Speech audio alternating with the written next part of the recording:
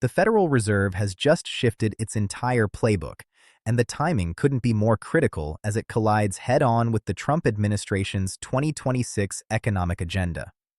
With interest rates stubbornly hovering around 3.5% and a wait-and-see approach taking hold at the central bank, the stakes for your wallet and the entire U.S. economy have never been higher. We are witnessing a fundamental reorganization of how money moves in America. Welcome to Wealth Analysis Network. Today, we are breaking down the Fed's latest strategy and exactly how it will shape the Trump economic future.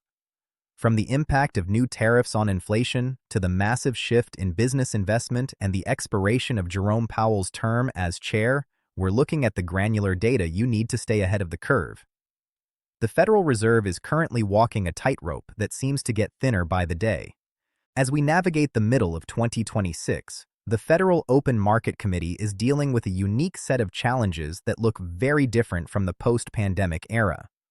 On one side, they are dealing with somewhat elevated inflation, recently pushed up by energy costs and the initial ripple effects of the administration's new tariff policies. As of the most recent data, 12-month core CPI inflation is sitting at 2.6%. While that's a moderation from previous highs, it's still north of the Fed's 2% target. On the other side, the Fed is facing a labor market that is finally showing signs of cooling after years of intensity. We're in what economists are calling a low-hire, low-fire environment, and the job market is beginning to show some cracks that the Fed cannot afford to ignore. The big news is the Fed's move away from forward guidance. For years, the Fed would tell us exactly what they plan to do months in advance. Now, they've switched to a data-dependent model. This means market volatility is the new normal as investors react to every single inflation report in real time. Fed Chair Jerome Powell has been chanting a new mantra. There is no risk-free path for policy. The Fed is no longer trying to predict the future, they are reacting to the present. This shift is happening right as the Trump administration doubles down on its America First trade policy.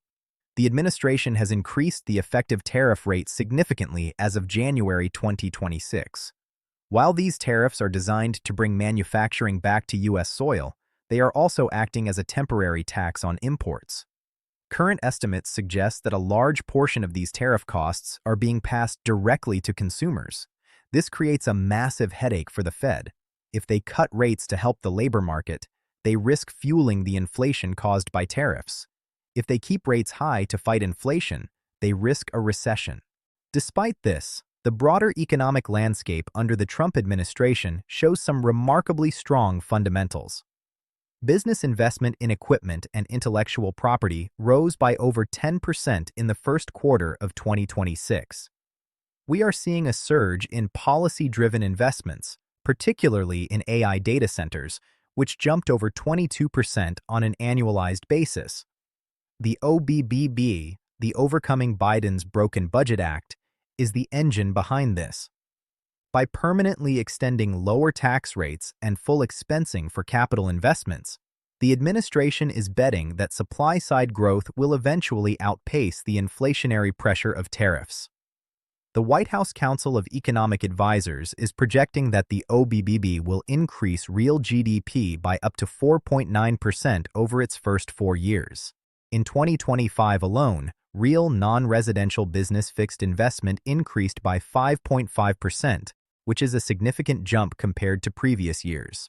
The administration's goal is clear: deregulate, drill for abundant energy, and use tariffs to protect domestic producers while they scale up.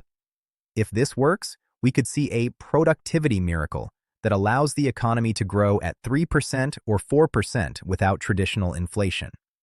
However, the Fed isn't sold on the miracle just yet. They are worried about stagflation light, a scenario where growth stays modest, but inflation refuses to drop below 3%. This is where your personal wealth comes into play. If the Fed stays higher for longer, the cost of capital remains expensive. For small businesses and homeowners, this is a heavy burden. Residential investment has already contracted for several consecutive quarters, led by a drop in single-family home construction. The affordability crisis remains the #1 issue for American families. Let's look at the Powell factor. Jerome Powell's term as chair ends this month. President Trump has been vocal about wanting a Fed chair who will aggressively lower interest rates to align with his growth agenda. Even if Powell remains on the Board of Governors until his term ends in 2028, a new chair could shift the voting balance of the 12-member FOMC. If the Fed pivots to aggressive rate cuts in the second half of 2026, we could see a massive rally in the stock market, but it could also send the 10-year Treasury yield soaring if the bond market suspects inflation is coming back. The geopolitical scene is adding fuel to the fire. Ongoing tensions in the Middle East have kept energy price inflation high over the last 12 months. If these tensions ease, we might see some relief at the pump, which would give the Fed more room to breathe. But as it stands, foreign demand for U.S. Treasuries is shifting. This means the U.S. has to pay higher interest to attract buyers for its debt, which keeps your mortgage and credit card rates higher than you might expect. We must also consider the impact on the banking sector. Higher rates for longer have put pressure on regional banks that are holding older, lower-yield Treasury bonds. The Fed's new strategy includes a more rigorous oversight of liquidity, which means banks are becoming more selective about who they lend to. If you are a real estate investor or a small business owner looking for a loan in 2026, you've likely noticed that the credit crunch is real. The Trump administration is attempting to counter this by slashing banking regulations, hoping that a more laissez-faire approach will encourage banks to start lending again to fuel the manufacturing boom. The manufacturing sector is truly the heartbeat of the Trump economic future. We are seeing reshoring at a pace never before documented in U.S. history. Tax incentives for semiconductor plants and EV battery facilities are creating thousands of high-paying blue-collar jobs in the Rust Belt. But here's the catch. These factories take years to build and even longer to reach full efficiency. In the short term, we have the tariff-induced price hikes, but the long-term supply-side deflationary benefit hasn't arrived yet. The Fed is caught in the middle of this timing gap. They are looking at today's prices, while the White House is looking at tomorrow's production. For the average American consumer, the 2026 economy feels like a paradox. On one hand, the stock market has shown resilience, buoyed by the tech and energy sectors. On the other hand, the cost of living, specifically insurance, rent, and groceries, remains high.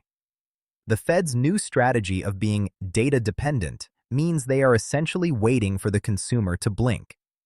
If consumer spending slows down significantly, the Fed will finally feel comfortable cutting rates. But as long as Americans keep spending, the Fed will keep the pressure on. What does this mean for the U.S. dollar? Traditionally, higher interest rates strengthen the dollar. A strong dollar is great for Americans traveling abroad, but it makes our exports more expensive. This runs counter to the Trump administration's goal of increasing domestic exports. There is a quiet but intense debate happening behind the scenes about whether the U.S. should pursue a weak dollar policy to boost manufacturing. If the Fed is forced to cut rates while inflation is still present, the dollar could drop sharply, which would boost exports but make your imported goods even more expensive. We also have to discuss the national debt variable.